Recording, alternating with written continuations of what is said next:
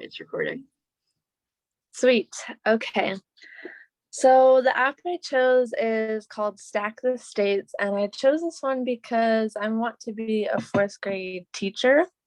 And so I kind of wanted to look into apps more that are for that age and kind of see why they're so popular and if they should be popular, especially since with what we're learning in class about the PICRAT and Triple E. I just wanted to see if really what a lot of fourth grade teachers are using is, worth using for themselves as well as their kids and their kids being able to learn. So I just wanted to kind of introduce it a little bit first.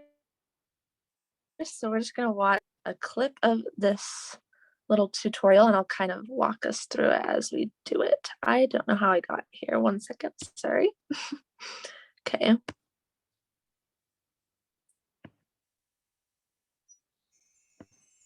Can you hear it all right? You're not sharing sound. Oh, okay. Is there a way to share the sound or? You go to view You know options. what? I don't even think I need sound. I don't even know if I need sound though, so. Sound, and that's good. Yeah, so I'll just play this little clip. I realize that you don't really need to hear what's going on because it's just like cute little background like music, and you can kind of hear it like, the little tick tick tick, and when you click on something it's like ding. But what you do is he's creating a new player, and then he like chooses the game he wants to play. And so here he's starting with something called Smart Apps. So this is Stack the States. And what Stack the States pretty much is there's a line and you have to kind of get over the line and stack the states on top of each other to be able to like move on to the next round. But in order to stack the states, you have to answer the questions correctly. So right here it says the flag below belongs to which state? And you have to click on the state, and he got it right, it was California. And then he places California. He can turn it a little bit to kind of stack it on top of the other state. And he hasn't gotten over the line yet, so it's going to ask him another question. It says, which state has the nickname the Old Dominion State? Got that really fast. And so he stacks it perfectly so that it crosses the line barely. And then it tells him, yay, you've moved on to the next level. And when you move on to next levels, it unlocks new states. You can choose a state as your character while you go throughout this game. There he is. He earned his first state. He's trying to fill up the board. Ready, set. And this is the next level that he's doing. Which state is Nebraska? So they ask like simpler questions. They ask harder questions. That's a really long video, so we won't go through it all. But that was just to kind of introduce what Stack the States mostly entails. And then this is the review on common sense education. So once it loads, I'll be able to talk a little bit more about it.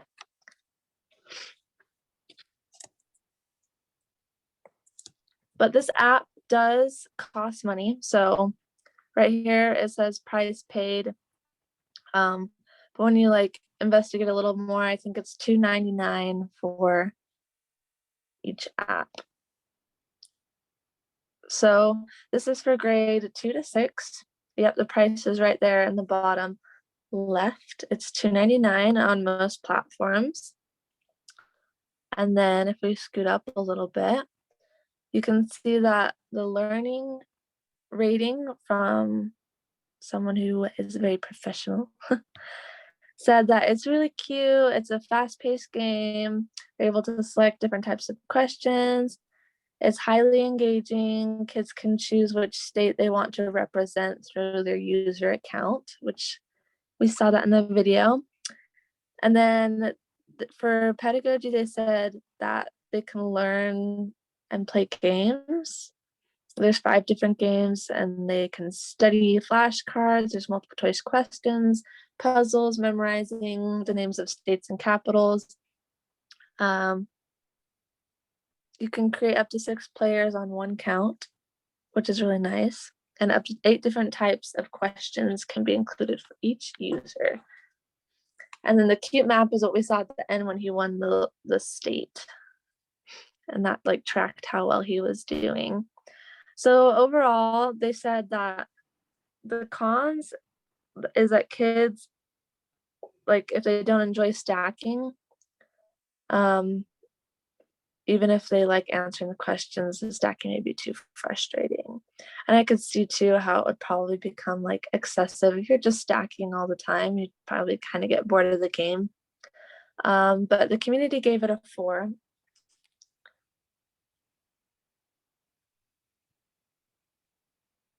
They said that the pros, it's fast-paced game, and kind of the same thing, that if they don't enjoy it, then that's where the problem would come in. Wait, this is, yeah, that's the community rating. Sweet. Yeah, so overall, it's a really successful app if you use it correctly. If you're just using it to,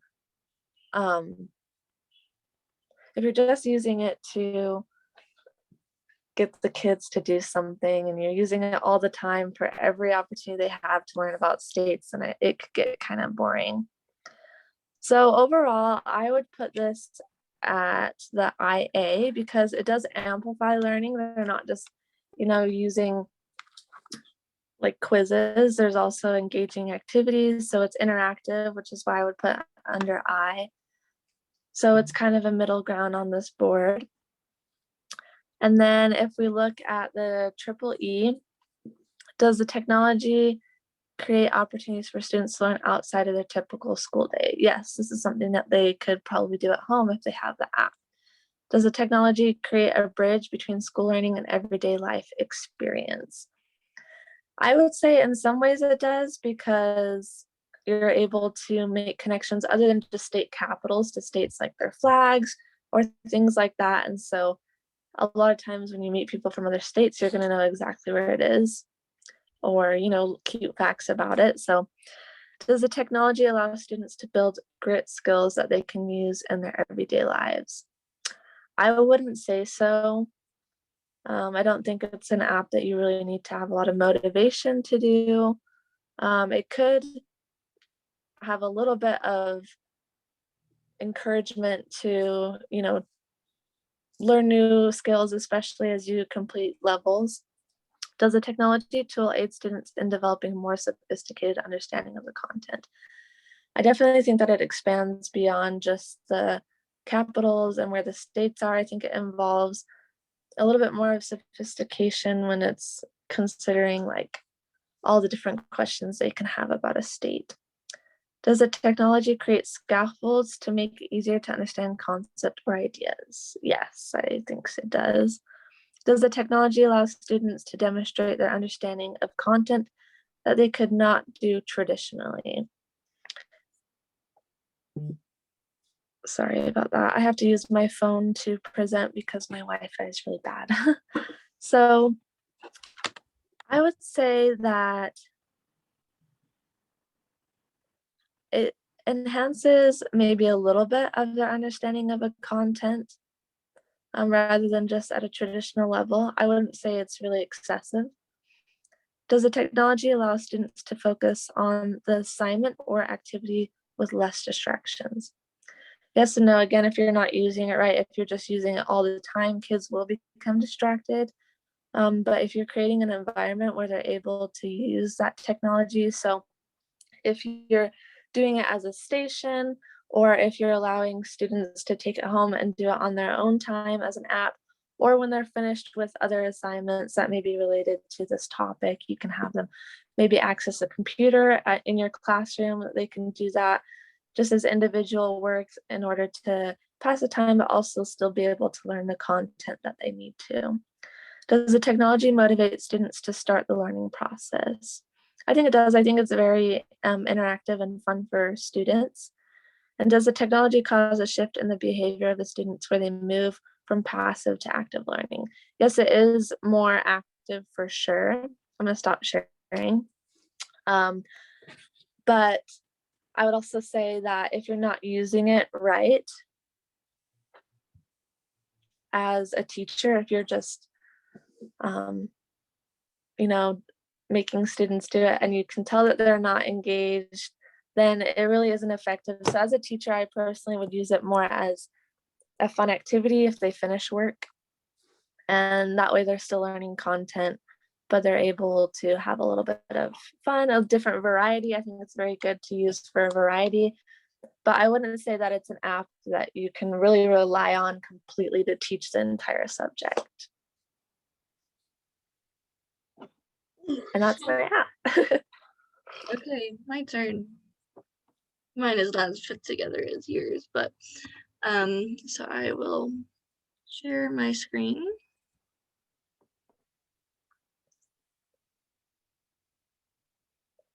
So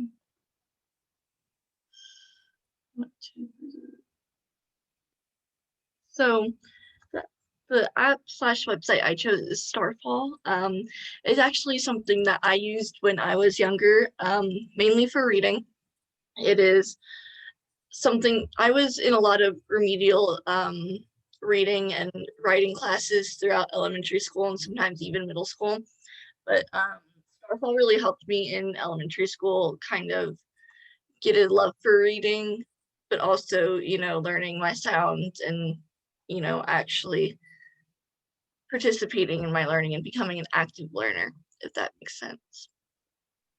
So Starfall is an education foundation and it's publicly supported as a nonprofit. They create free and low-cost experience where children can successfully learn through exploration. And on the website and in the Starfall classrooms, children have fun while learning in an environment of collaboration, wonderment, and play. And they teach through positive reinforcement to ensure that children become confident and intrinsically motivated and successful. And it's an interactive website intended for early readers, K through second grade, but they also have, it's more pre-K through third grade. And it features a lot of different activities to encourage kids who are learning to read. And the activities build on each other. So it's not like you learn one thing in a lesson and then you don't learn it all, like you forget about it. It's built upon. And it has simple online books that help you read. So now I'll show y'all the website.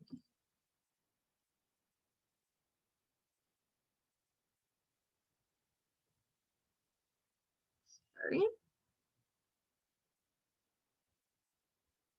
Exit. So can you see this Starfall page?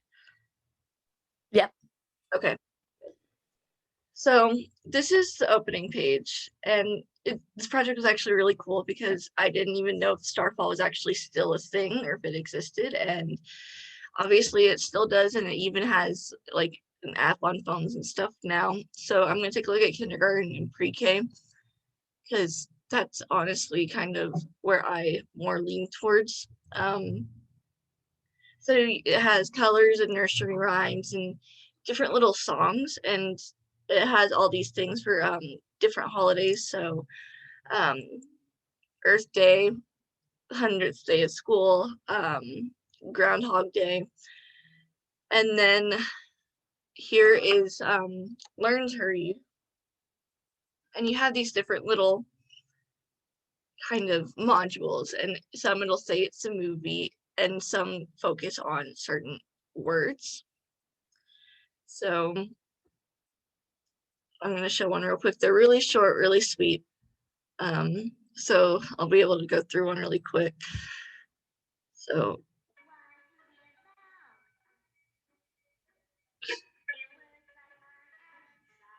can you hear that first off?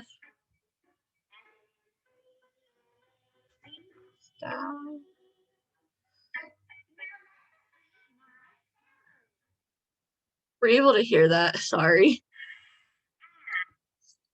You're muted. Oh, sorry, I was on mute. I was able to hear like a little bit of it. It was just like really quiet. 1 second. I'm trying to see if I can fix that. Okay. Now it should be better. It's basically this little song about why it can also be a vowel. So you have these little things. This is my family. Mommy, That's better. Daddy, and me. And then like these little interactive things, like you can take a picture of their family. Mommy is going to have a baby. She brings home a new baby sister. This is Tiny, says Daddy. Does she like big trucks? I ask.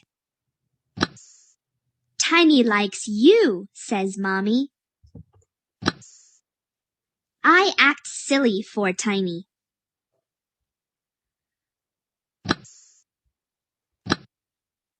And that was it. It's basically trying to teach kids how to use the letter Y in that one. So it just has all these different ones, and it kind of shows you what little games it has and what specifically the student will be learning. And then it also has, you know, little, it's fun to read books. And it overall is a cool little thing. Okay, let me go back. So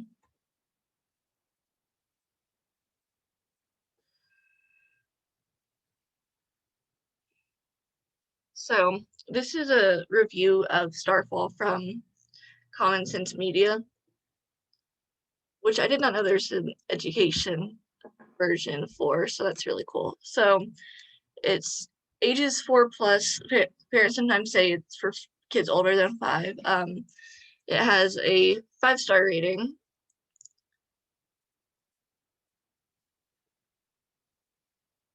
And it's described as an outstanding learn to read site, sure, to engage little ones. The educational value is A+. Kids can learn better about letter recognition, phonics, and reading. Skill acquisition is appropriately gradual. Kids begin simply by sounding out different combinations of letters, and exercise will help expand their vocabularies, and short selections offer reading practice once they've completed previous levels of instruction.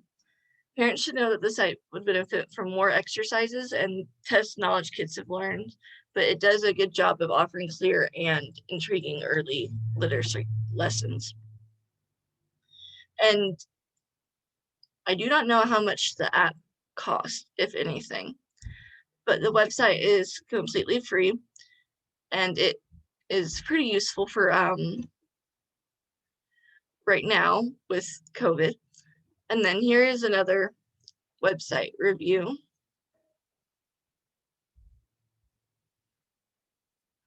So this one just goes over the content and design of the website. So the overall review, Starfall uses a phonics-based learning system that is supported with both online games and activities. Teachers can purchase a kindergarten curriculum and materials as well. The method is used on the National Institute of Child Health and Human Development's Big 5 focus area recommendations, which is phonic awareness, systemic phonics, vocabulary, fluency, and comprehension. The site's resources are free and can be accessed from both the classroom and at home. And it's very kid-friendly, and it can supplement in-class exercises and lessons. So I'm gonna move on to the scale.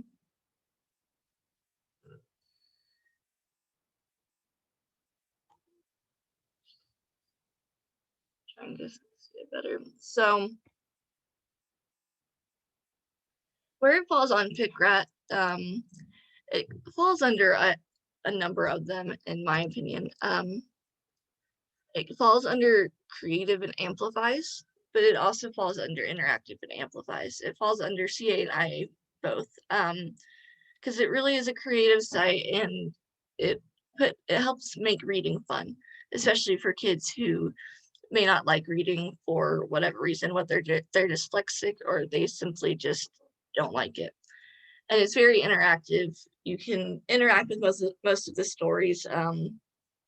You can participate in this storyline, kind of. And then triple E. I have a quick question. Yeah.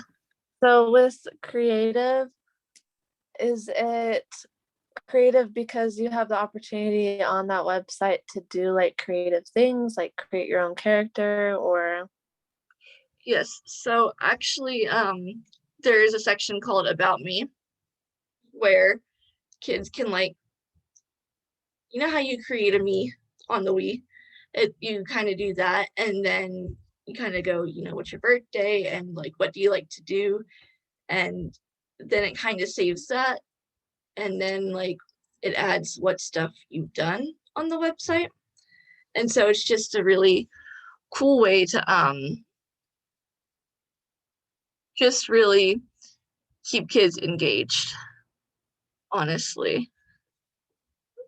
So sorry.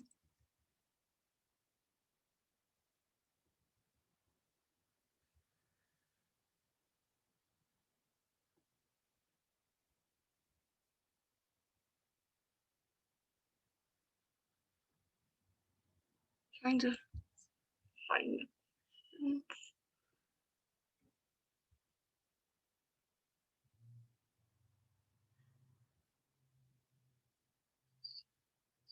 Sorry. I thought I knew where it was.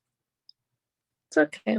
I'm looking for that thing you had on your slide where it had the questions. Do you want me to share mine? Yes, that would be wonderful. Okay. Instead of wasting more time with mine.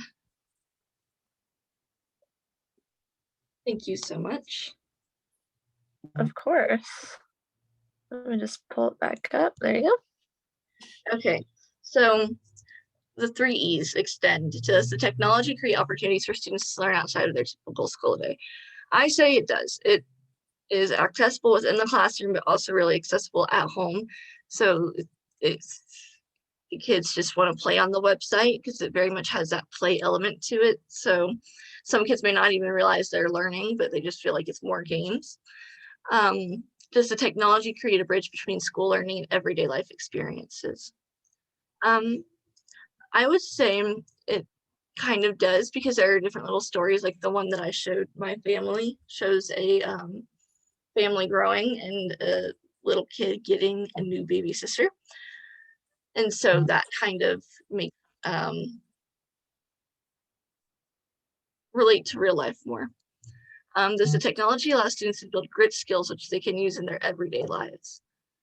I'm not sure about grit skills, but it definitely does help a student develop their learning and their sounds, and just helps them in that aspect. So enhance. Does the technology tool aid students in developing a more sophisticated understanding of the content? I think it does, especially when it's used for scaffolding. I can't pronounce it right. But when the website is used to reinforce what's already been learned and what is being learned in lessons, I believe that it really does help students understand better. And then that goes on to the second question: does the technology create scaffolds to make it easier to understand concepts or ideas? And I would say that it does. It gives you just different tools.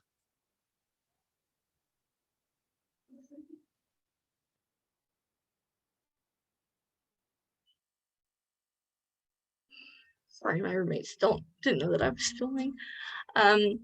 Does the technology allow students to demonstrate their understanding of the content that they cannot do traditionally?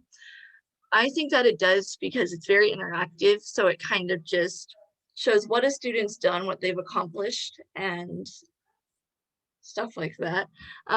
Engage. Does the technology allow students to focus on an assignment or activity with less distraction? I think it's kind of distracting up until you get to the actual lesson/assignment itself.